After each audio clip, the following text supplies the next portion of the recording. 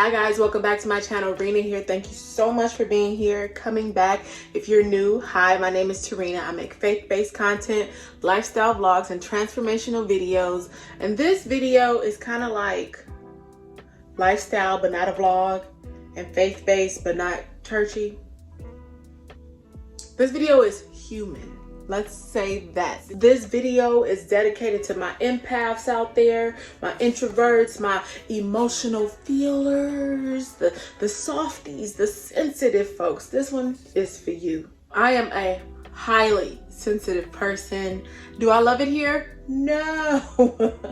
I wish I could do like on Vampire Diaries and turn my humanity off. What am I supposed, how am I gonna, I can't even, there's nothing left for me anymore. Ah! But your girl is very sensitive, and it's so hard to be this soft in a world filled with millions and millions of opinions. This social media era is just, sometimes it could just feel like things are just going around, and it's just like, it can be overwhelming, it could be too much, it could be all of those things. And with it being what? Mental health May, we're gonna talk about it. Let's talk about it, okay? How do you stay soft in a world full of opinions? How do you stay grace-filled in a world with no grace? So many people are able to just be mean or hateful. And it sucks to be a person that gives a damn in a world full of ego and meanness and harshness, and it's just really hard to be a person that cares. And for a second, I just really wanted to turn off my care, turn off my humanity, be a person that didn't give a damn, assimilate into the rest of the society of just being like, but I can't. God told me this a long time ago in prayer, that he loves my heart. My heart is, and I'm not saying this from a place of pride, I'm saying it from my experience. My heart is rare. This gentleness, this tenderness, the way things hurt, it's rare. The experiences that have tried to callous me are not rare, but deciding to stay soft after so many abrasive traumas have tried to scrape away my gentleness is rare. And it's so hard to hold on to that tenderness when you're surrounded by meanness, when you're surrounded by hatred, when you're surrounded by opinions. The fact that it hurts my feelings to see so much meanness in the world is just a part of the blessing of having such a tender heart. I was on my walk this morning. In one lap, I was like, something's wrong.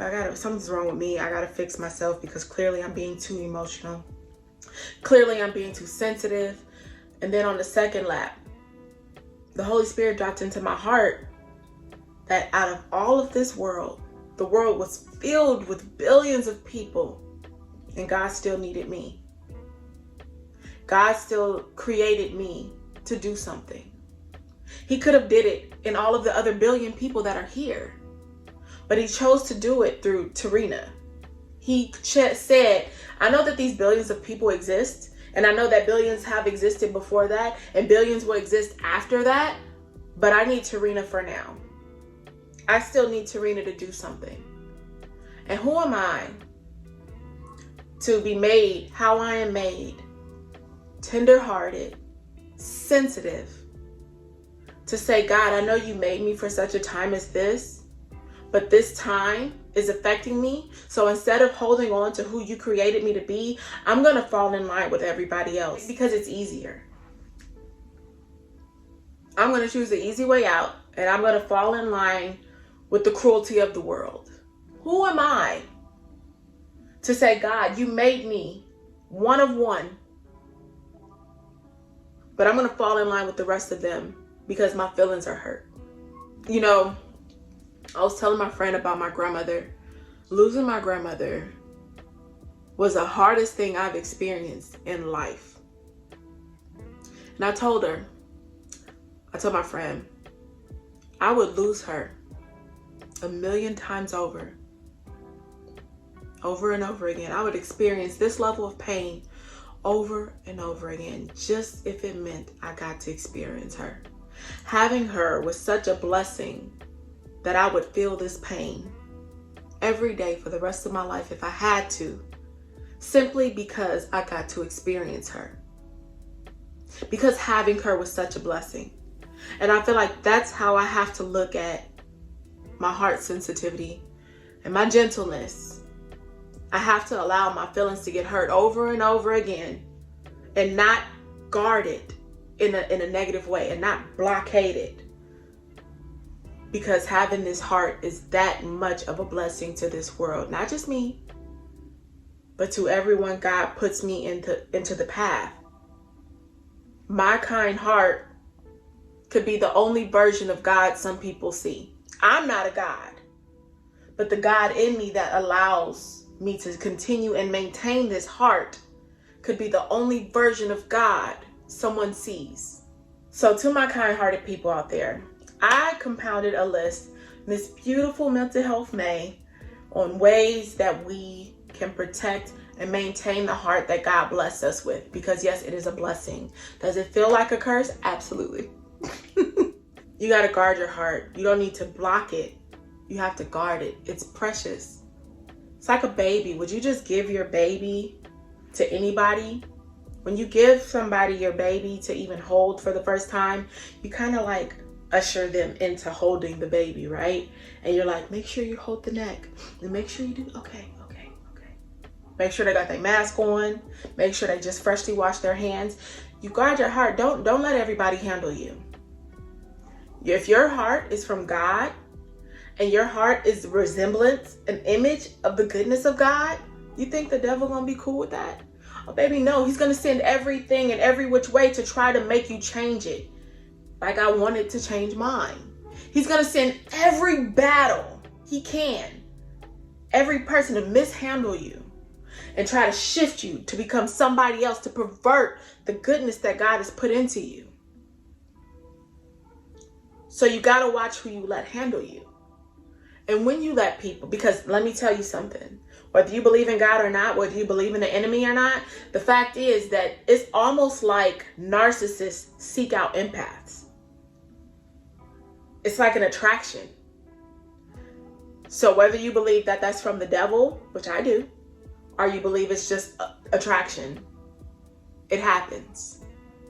Watch who you let handle you. Don't let anybody handle you. And if you let someone mishandle you, which you probably will, because you're going to think, I see the good in you and I can help. You know, if nobody else loves you, I can love you. Baby, if you don't listen to God, you ain't going to listen to me. Period. Let me tell you that. Everybody's not your burden. Some people are messed up, gonna die messed up, gonna leave messed up. And I don't mean messed up in a way of being like, because we're all flawed. I mean mean. I mean evil. And we don't have to subject ourselves to that harshness and that narcissistic behavior just because we can. I do the job I do to support drug addicts and people that are suffering with severe mental health disorders because I can. But it wears on me. And I can't be so determined to serve that I don't care for the person that's committing the service, because now the service is coming from an ill-intentioned place or from an angry place or a resentful place or a bitter place. And that's still tarnishing the goodness of my heart. So watch who you let handle you. Take a break from social media. Take a break from everyone's opinions and don't be afraid of confrontation.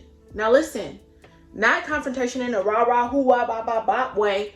Confrontation in a way where you let people that love you and that you feel like are bringing that negative space into your life, let them know if they love you, cool, they're going to do what they can to stay in a relationship with you. If they don't love you, then cool, equally cool, even better, because now you're addressing it and you don't have those people around you anymore.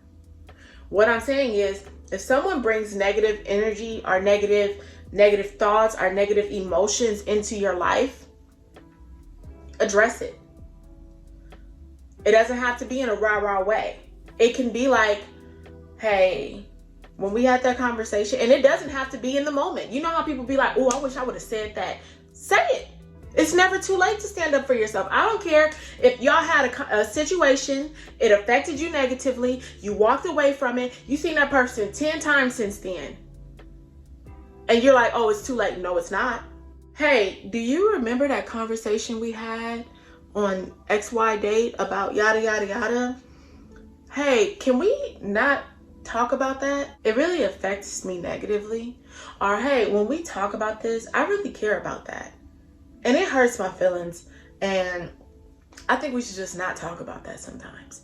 Am I saying that you're never going to have conversations that are difficult? No, I'm just saying if it's something that is directly correlated to affecting your gentleness, if it hurts you really bad, not in a way of constructive criticism, because we're gonna have to grow. And if you have the right people around you, they will correct you and they will say some things that offend you. I want to get that narrative out that offense is not of God.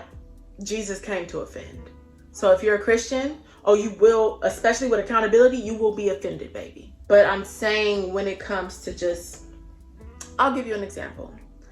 Me and my friend loves, like, my friend is like the opposite of me. And I really think the opposites attract, because she's so like the life of the party and she's so outgoing and she's just dope. I really love her so much. Such a good person. And she loves everything like television, pop culture. She's just that girl. She's that girl. And I am very introverted. I'm really limited with my energy for social interactions. I'm a good time one-on-one, but even after a while, I'll be like, so I think that's enough for today. Like, I'll literally be on the phone and was like, so I have nothing else to say, so I'll talk to you later. We're so different, and she loves everything pop culture. And then me, I dabble with pop culture because I'm nosy. I want to know what's going on. But the comments hurt my feelings. The tone of the title, the way that it's skewed, can hurt my feelings. I don't know. That's like I said, I'm highly sensitive.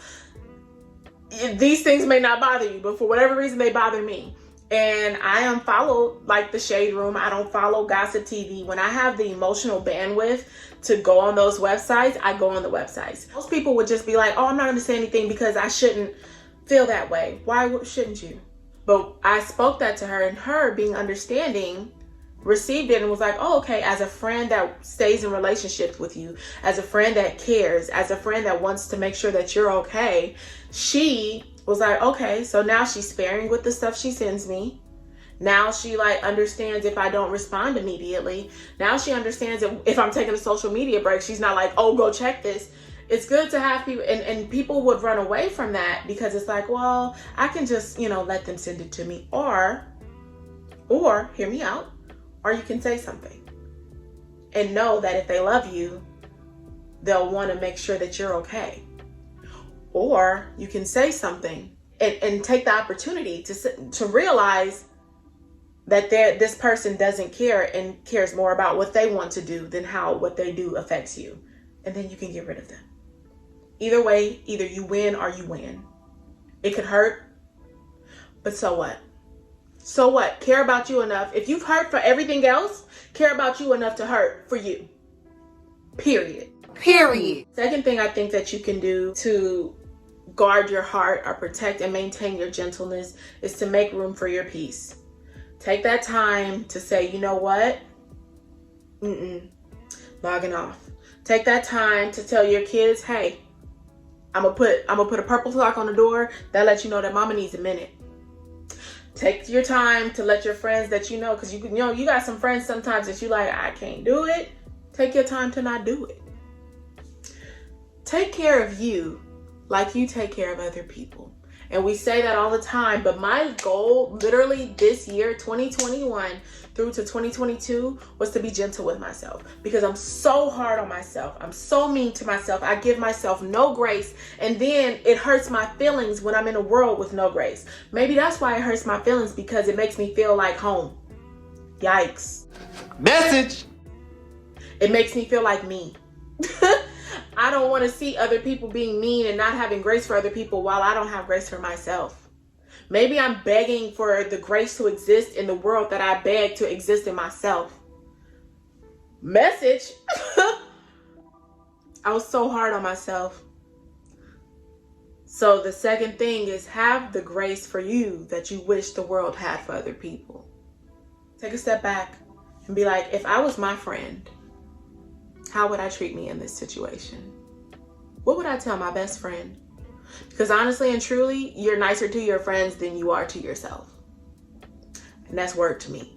Last thing is to center yourself around the fact that you were created one of one. You were created on purpose, with purpose. You were sent to this earth from heaven by God with a mission that only you and who he created you to be can do. So every time you allow something to shift you from who God created you to do and who God created you to be and what he created you to do, you are allowing the enemy to win.